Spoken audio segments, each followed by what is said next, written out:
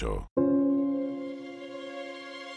Luego recibí otro mensaje del Señor. ¿Por qué citan ustedes ese proverbio acerca de la tierra de Israel que dice: los padres comieron uvas agrias, pero la boca de sus hijos se frunce por el sabor? Tan cierto como que yo vivo, dice el Señor soberano, que dejarán de citar ese proverbio en Israel. Pues todos los seres humanos son míos para juzgar, los padres y los hijos por igual. Esta es mi regla. La persona que peque es la que morirá. Supongamos que cierto hombre es recto y hace lo que es justo y correcto. No participa en los banquetes que se ofrecen en los montes ante los ídolos de Israel, ni les rinde culto. No comete adulterio, ni tiene relaciones sexuales con una mujer durante su período menstrual. Es un acreedor compasivo. No se queda con objetos entregados en garantía por deudores pobres. No les roba a los pobres, más bien les da de comer a los hambrientos y les da ropa a los necesitados. Presta dinero sin cobrar interés. Se mantiene lejos de la injusticia. Es honesto e imparcial al juzgar a otros. Y obedece fielmente mis decretos y ordenanzas. Todo el que hace estas cosas es justo y ciertamente vivirá, dice el Señor soberano. Pero supongamos que ese hombre tiene un hijo adulto que es ladrón o asesino y se niega a hacer lo correcto. Ese hijo también comete todas las maldades que su padre jamás haría. Rinde culto a ídolos en los montes, comete adulterio, oprime a los pobres e indefensos, roba a los deudores al negarles que recuperen sus garantías, rinde culto a ídolos, comete pecados detestables y presta dinero con intereses excesivos. ¿Acaso debería vivir ese pecador? No. Tiene que morir y asumir toda la culpa. Pero supongamos que ese hijo pecador, a su vez, tiene un hijo que ve la maldad de su padre y decide no llevar esa clase de vida. Este hijo se niega a rendir culto a ídolos en los montes y no comete adulterio, no explota a los pobres, más bien es justo con los deudores y no les roba. Da de comer a los hambrientos y da ropa a los necesitados. Ayuda a los pobres. Presta dinero sin cobrar interés y obedece todos mis decretos y ordenanzas. Esa persona no morirá por los pecados de su padre. Ciertamente vivirá.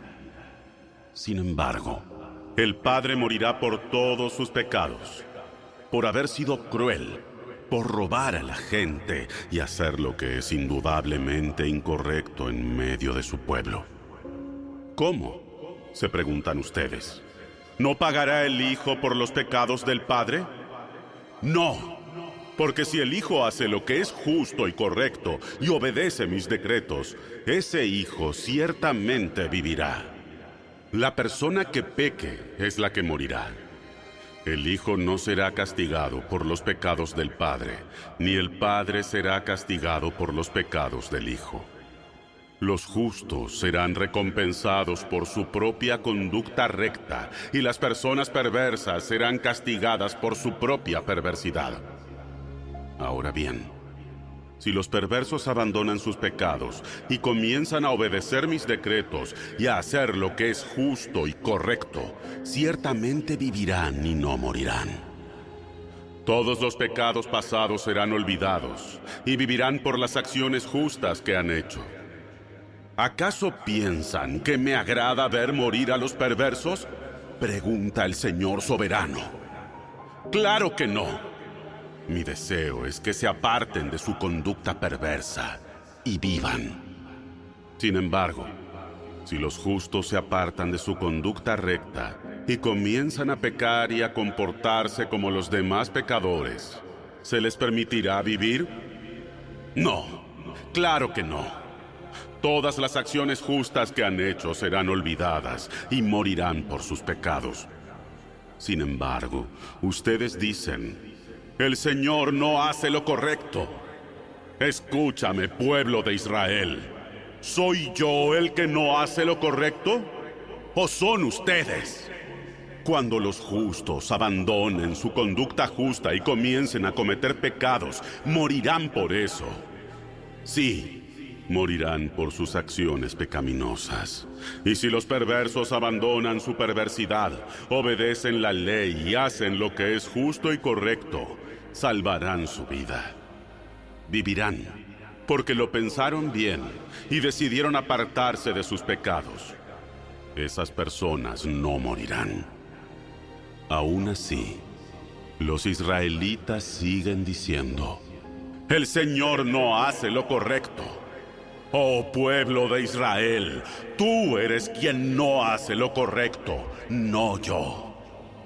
Por lo tanto, pueblo de Israel, juzgaré a cada uno de ustedes según sus acciones, dice el Señor soberano. Arrepiéntete y apártate de tus pecados. No permitas que tus pecados te destruyan.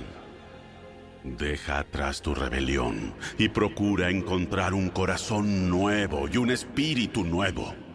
¿Por qué habrías de morir, oh pueblo de Israel? No quiero que mueras, dice el Señor soberano.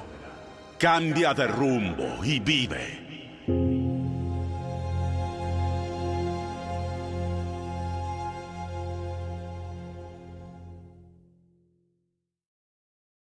Capítulo 19. Entona este canto fúnebre para los príncipes de Israel. ¿Qué es tu madre? Una leona entre leones. Se recostó entre los leones jóvenes y crió a sus cachorros. A uno de sus cachorros lo crió para que fuera un león fuerte. Aprendió a cazar la presa y a devorarla, y llegó a alimentarse de carne humana. Luego las naciones oyeron hablar de él y lo atraparon en una fosa. Se lo llevaron con garfios a la tierra de Egipto. Cuando la leona vio que su esperanza en él estaba perdida, tomó a otro de sus cachorros y le enseñó a ser un león fuerte. Él merodeaba entre los demás leones y se destacaba por su fuerza. Aprendió a cazar la presa y a devorarla, y también él llegó a alimentarse de carne humana. Derribó fortalezas y destruyó sus aldeas y ciudades. Las granjas quedaron devastadas y las cosechas destruidas. La tierra y sus habitantes temblaban de miedo cuando lo oían rugir. Luego lo atacaron los ejércitos de las naciones. Lo rodearon por todas partes. Arrojaron una red sobre él y lo atraparon en una fosa. Lo arrastraron con ganchos. Lo encerraron en una jaula y lo llevaron ante el rey de Babilonia. Lo mantuvieron cautivo para que nunca más se oyera su voz en los montes de Israel. Tu madre era como una vid plantada junto a la orilla del agua. Su follaje era verde y frondoso por la abundancia de agua. Sus ramas se fortalecieron lo suficiente para ser el cetro de un rey. Llegó a crecer muy alta, muy por encima de las demás vides. Se destacó por su altura y sus abundantes ramas frondosas. Pero la vid fue arrancada de raíz con furia y arrojada al suelo. El viento del desierto le secó los frutos y le desgajó las ramas fuertes. Así que se marchitó y fue consumida por el fuego. Ahora la vid está trasplantada en el desierto, donde el suelo es duro y reseco. De sus ramas surgió fuego que devoró sus frutos. Las ramas que le quedan no son tan fuertes para ser el cetro de un rey. Este es un canto fúnebre y se entonará en un funeral.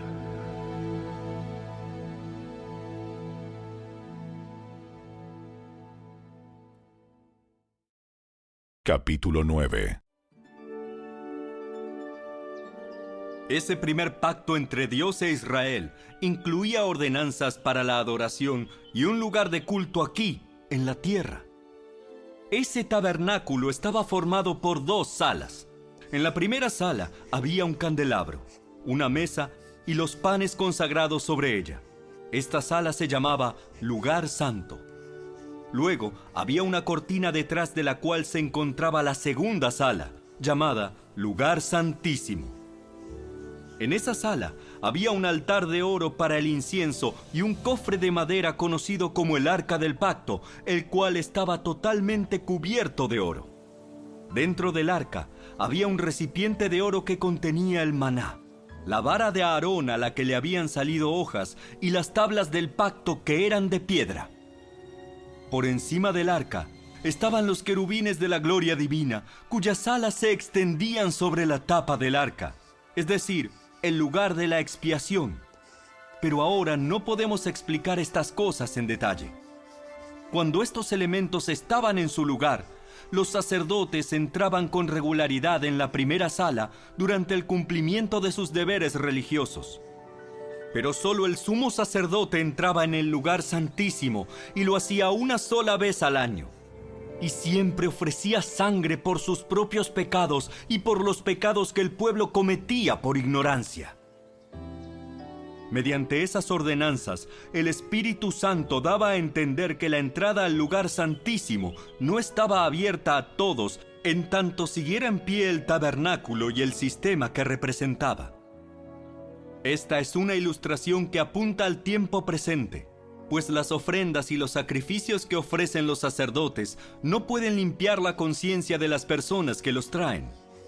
Pues ese sistema antiguo solo consiste en alimentos, bebidas y diversas ceremonias de purificación, es decir, ordenanzas externas que permanecieron vigentes solo hasta que se estableció un sistema mejor. Hombre justo. También en Meriba provocaron el enojo del Señor y le causaron serios problemas a Moisés.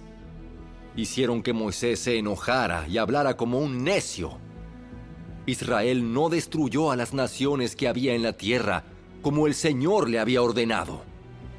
En cambio, los israelitas se mezclaron con los paganos y adoptaron sus malas costumbres. Rindieron culto a sus ídolos y eso resultó en su ruina. Hasta sacrificaron a sus propios hijos e hijas a los demonios. Derramaron sangre inocente, la sangre de sus hijos e hijas. Al sacrificarlos a los ídolos de Canaán, contaminaron la tierra con asesinatos. Se contaminaron a sí mismos con sus malas acciones, y su amor a los ídolos fue adulterio a los ojos del Señor. Por eso, el enojo del Señor se encendió contra su pueblo, y Él aborreció a su posesión más preciada. Los entregó a las naciones paganas y quedaron bajo el gobierno de quienes los odiaban. Sus enemigos los aplastaron y los sometieron a su cruel poder. Él los rescató una y otra vez, pero ellos decidieron rebelarse en su contra y finalmente su pecado los destruyó.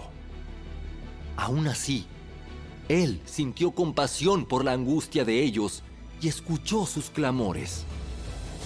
Recordó el pacto que les había hecho y desistió a causa de su amor inagotable. Hasta hizo que sus captores los trataran con amabilidad. Oh Señor, nuestro Dios, sálvanos. Vuelve a reunirnos de entre las naciones para que podamos agradecer a tu santo nombre, alegrarnos y alabarte.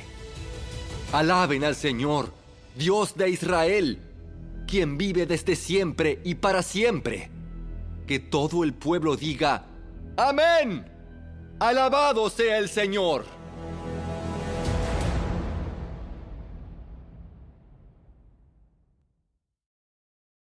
Nunca abandones a un amigo, sea tuyo o de tu padre. Cuando ocurra la calamidad, no tendrás que pedirle ayuda a tu hermano. Mejor es recurrir a un vecino que a un hermano que vive lejos.